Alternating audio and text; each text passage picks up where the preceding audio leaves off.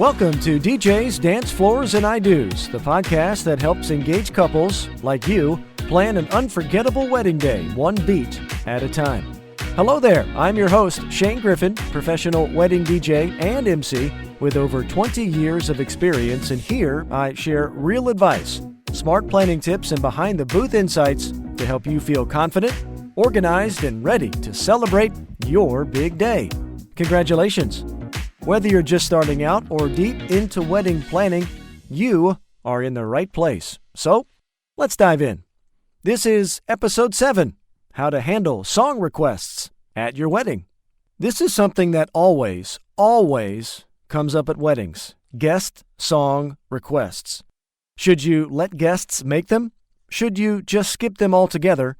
And how do you make sure a random request doesn't ruin the vibe on your big day? Let's start with why guests make requests in the first place. It's usually because they want to feel included. When someone hears a song they suggested, it makes them feel like they added something special to your night. Secondly, requests can bring variety.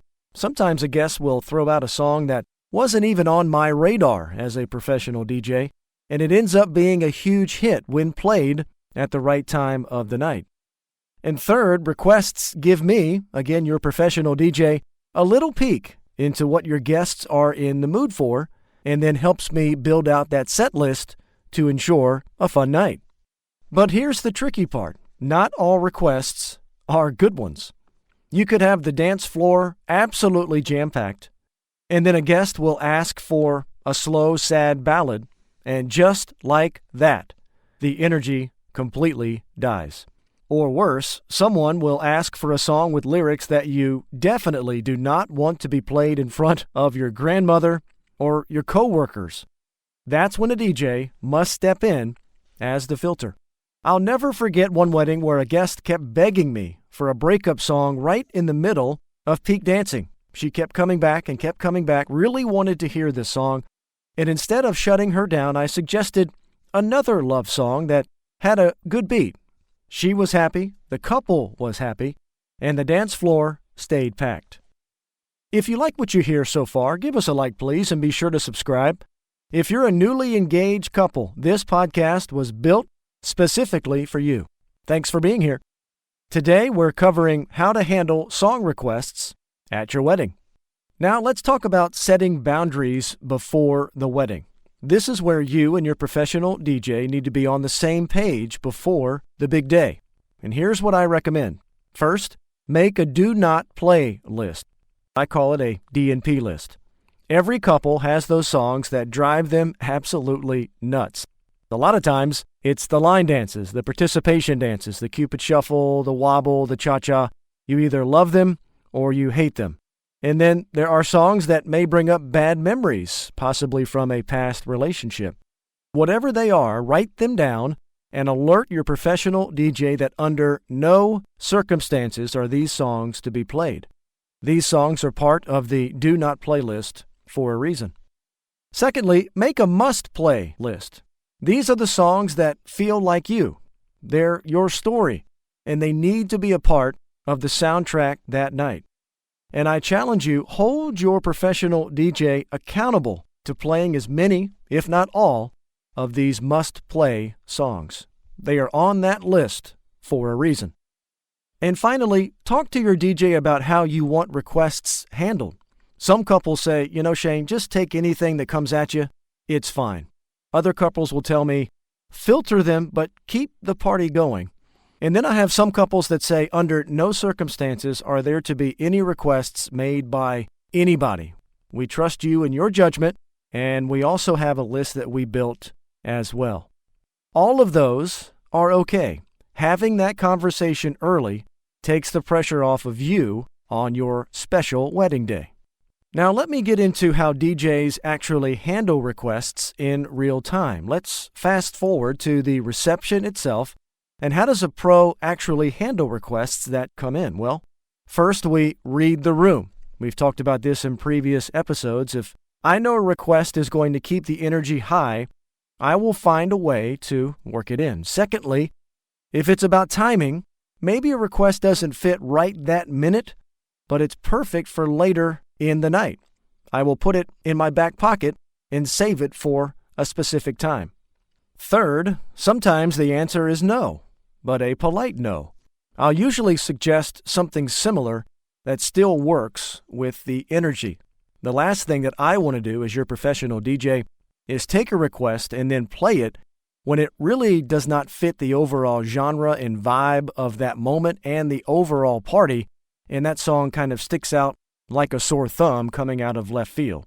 Here's an example. I hosted a wedding reception about a month ago, and a guest wanted a 90s throwback song in the middle of a pop set. I was in the midst of contemporary, newer music, and he wanted a song from the 90s. I did not play it right away, but when I brought it out later during the 90s set, at the perfect moment, the right moment, the crowd went nuts. Of course, the guest that requested that song went nuts, and the bride and groom loved that song too. They were very happy. And I tell you, in that situation, the timing made all the difference with that request. Thanks so much for listening today to DJ's Dance Floors and I Do's. Like and subscribe, please, as we have built this podcast for you, the newly engaged couple that is in the process of making entertainment decisions. Today, we're covering how to handle song requests at your wedding. Now let's move on to how to involve guests without losing control of the night. Here's where it gets fun. You can actually plan for guest involvement. Some couples let guests put song requests on their RSVP cards, for example. That way your professional DJ has time to prep and fit those songs in. Another idea is to allow requests during themed blocks of the night. Maybe you do a 90s set or a country block or a Latin set. Guests can throw out ideas that actually fit during those times of the night. And finally, it's totally fine to say requests are okay, but not during certain parts of the night. That way, you're not losing control of the flow. You're setting appropriate boundaries with your guests from the start, and that will ensure a very smooth night. I'll give you an example of what I'm talking about. Now, I've seen requests absolutely make a night, and I've seen requests destroy a night. The difference is in how they're handled by your professional DJ. A good example, a bride's grandmother asked me for an old swing tune at a wedding about 2 months ago. I wasn't sure it would be a good fit, but when I played it later during that set where it did fit, the crowd absolutely loved it. Every generation hit the dance floor. It was one of the most photographed moments of the night, but I found the right time for it. A not-so-good example, at a wedding about 2 months ago, someone came up a couple of times and asked me to play a very explicit rap song.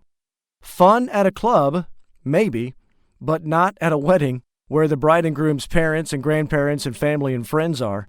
I politely explained it wouldn't be the right fit for tonight and offered a cleaner version of the same song. The guest certainly understood, and the night kept on moving. We always shoot for the clean versions of songs with Shane Griffin Entertainment anyway, so it worked out really well. I found the right spot for that song. Bride and groom were very happy, dancing, and the guest, of course, happy as well because that song got on the playlist. Let's put a wrap on today's program. Here's the big picture. Number 1, talk to your professional DJ about requests before the wedding. It's critical. Number 2, make your must-play and do-not-play list. And thirdly, trust your professional DJ to make smart calls in the moment. This is a message that I've delivered over the past couple of podcasts. You must trust and have faith in your professional DJ to make the right moves. Handled the right way, requests can add a lot of personality and fun to your wedding. Handled the wrong way, well, they can tank the energy and kill the vibe. The good news is with some planning and the right professional DJ, dare I say Shane Griffin Entertainment, you don't have to worry about that. Thank you so much for listening to DJ's Dance Floors and I Do's. If today's episode helped you feel more confident about your wedding entertainment plans, I'd love for you to follow this podcast, leave us a review, or share it with someone that's newly engaged and could find some real help in this content. Our goal is to provide free, unbiased content to help you make better entertainment decisions. DJ's Dance Floors and I Do's is a presentation of Shane Griffin Entertainment, produced by Rob Duran. Be sure to check us out on social, Facebook and Instagram at Shane Griffin Entertainment, and also visit our website, letshaneentertain.com. There you can find past episodes of this podcast, read our blogs. You can also see our entertainers, as well as our very transparent pricing when it comes to our wedding plans, our corporate plans, and also our general party plans. You can also see all the extras that we offer there at the site as well. letshaneentertain.com. Tune in next week as we cover questions to ask your DJ after you book them. Until then, cheers!